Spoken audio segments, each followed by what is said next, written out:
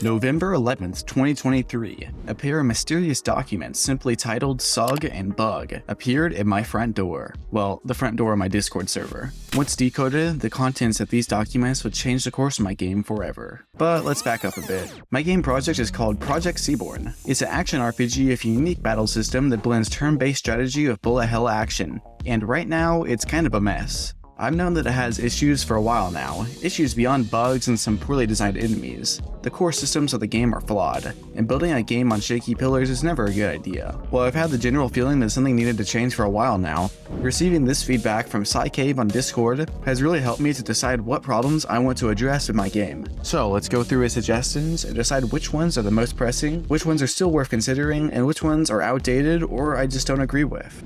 There are two documents. SUG is a bunch of suggestions, while Bug is a bunch of bugs that he found in the old demo of the game. The demo is fairly old, so some of these will be outdated, but let's go over these. After filtering out the outdated suggestions, I first selected the ones I thought were good ideas but not top priorities. First off, just some visual enhancements. Like whenever you enter battle, I made it so that other party members close in behind your current leader instead of just disappearing. Another big visual improvement that I made was adding animations for entering and exiting the plan state. When entering the plan state from battle, your current active party member turns into a spinning ball, kinda like Deltarune or Sonic, and it bounces to the plan position in the room. And then the other two party members walk out from behind them. And whenever exiting the plan state, back into the battle state, I made the non-acting party members walk back into the new active party member. There are a few other small suggestions that I decided to listen to. First off, I removed grazing and parrying entirely as they simply don't fit a game like Project Seaborn very well. Grazing was a system inspired by Deltarune, where if you get close to bullets, then you gain combo levels. And parrying is, well, parrying. I never entirely got it implemented, but I don't think it fits the game that well, is in bullet hells you're generally supposed to dodge the bullets, not run into them. Maybe I'll revisit some of these concepts later on, but for now, I'm cutting out a lot of the fat from the battle system and getting something that flows well and stands on its own and found a bunch of extra complicated systems. And in the last video, I showed off my new website, ButWhyLevin.fun. This website is a hub for my YouTube channel and my game projects, and this video sponsor, .fun Domains, provided a domain for it. But for this video, I'm adding to the website. Now there's a dedicated feedback section, which I'll be using to gather your thoughts on the new changes to the game. I would really appreciate it if you provided how you feel about what I've talked about in this video or how you like the new demo. And also, if you use the code ButWhyLevin, you can get 90% off a .fun domain for 1 year on www.get.fun. Thank you to .fun Domains for sponsoring this video, and be sure to check out my website, ButWhyLevin.fun, linked in this video's description. And so now that I'm dealt with those little issues, that brings us to the big, fundamental issues. These are things that were pointed out in the suggestions document that have been bugging me for a while, and some of these issues have been things I've been trying to fix for a long time as well, but they are all fundamental flaws that hold the game back from being as fun as it could be. So let's list them here.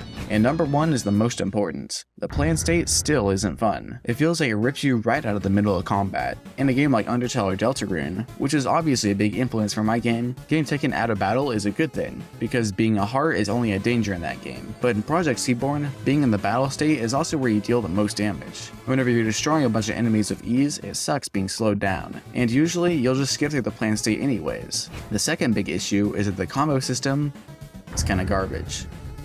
There simply are not enough skill-based moves for you to pull off to make this interesting. This is an ultra kill. Earlier, I tried to tie the combo system to hitting enemy weaknesses, but that isn't very interesting either, as you pretty much just switch to whatever party member can deal that sort of damage. This works better in turn-based RPGs than in an action one. And also because of this system, combos are basically either 0 if you don't have any way to hit an enemy's weakness, or very high with very little skill required if you can hit their weakness. And finally, number 3. This game's art style is all over the place. I was shooting for something like Celeste, where pixel art graphics have a nice, smooth HD UI, but I also tried to do a sharp techno thing with the shapes and colors inspired by Persona 5, and it really just doesn't fit. So I'm going to try to improve the UI. Not to mention the hand-drawn art that I just added to the UI is pretty ugly, so I'm going to take that out for now and work on that more in the future. But one thing that I don't really understand is I keep getting comments about how people really dislike the pixel art, and I'm going to be honest, I have no idea why. I get that some people don't like pixel art and that some environments are pretty empty, but I don't think there's anything wrong with the player characters or enemies. But I could be wrong. So I'm asking for feedback here. If you don't like the pixel art, then it would be really helpful if you'd leave some feedback for it in the comments, as I'm trying to make the game actually look good, so any feedback is appreciated.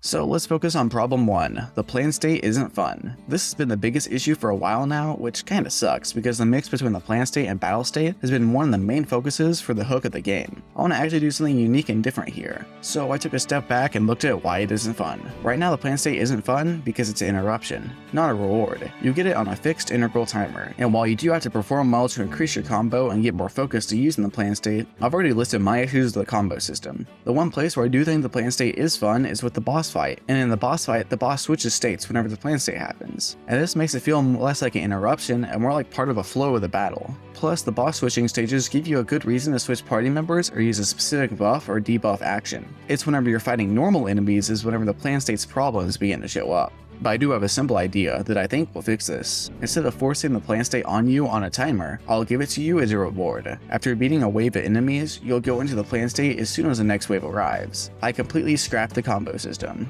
and instead you just receive a bunch of focus whenever you enter the plan state, as the plan state is supposed to be a reward now. I'm thinking of reworking the focus system to be something similar, inspired by the Final Fantasy VII remake, where you'll instead gain 1 charge per turn, and then moves will use 1, 2, or 3 charges. I think this will make a bit more sense with the new system. But with the combo meter and the plan state timer gone, the battle state is much cleaner and more focused. Your goal is always to kill the enemies in front of you as quickly as possible while taking as little damage as possible in order to get to the next plan state. And since new enemies show up with each new plan state, you can adjust your active party members and use some buffs and debuffs to adapt to them. Getting rid of combos does kinda mess up follow-ups though, which were a special type of plan state move that were more powerful the higher your combo level was. Despite this, they do still work fine without that. I can instead tie the follow-up's power to how much mana you use or something like that. But the one other big change that I'm thinking of making, but haven't yet, is making it so the elemental weaknesses are almost all executed via the plan state. This gives the plan state a big new role. Now you can infuse your weapon with an element or simply execute a move which the enemy is weak to from the plan state. So I kind of already fixed problem 2, is the combo system is gone. I like the idea, but it simply didn't fit the game, which is a shame because it was a lot of work to make.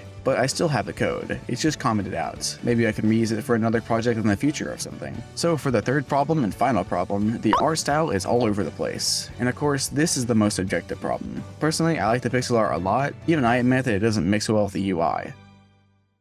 There were a few other suggestions in that document though, so I decided I would cover these too. I split these up into ones that were more of an execution issue than a fundamental issue, and the last ones were ones I simply disagreed with. They had an issue with status effects being in the game at all, which I completely disagree with. Status effects are great. They also suggested something about crowds of enemies, which I guess is similar to something how SMT4 or some of the Pokemon games have crowds of enemies, but I honestly don't think that makes any sense for a bullet hell game. He also had a few problems with the control scheme, and while I do agree that you should be able to open the map at any time with M, most of the other ones are just subjective, and I'll have a key binding editor, so that shouldn't be an issue. As for the execution issues, the main ones have to do with enemies and bullet patterns. The Slow Roller's bullet patterns are messy, way too random, and feel unfair. The Dapper Snapper usually just gets you running around in circles, and so in the next devlog, I'm going to be making some brand new systems for enemy movement, bullet patterns, and other stuff to make my enemies have more interesting and dynamic patterns that don't just turn your brain off. But yeah, that's about all I've gotten done so far. I'm hoping to get a new demo out after the next devlog with all the new changes and a bit of new content, so stay tuned for that.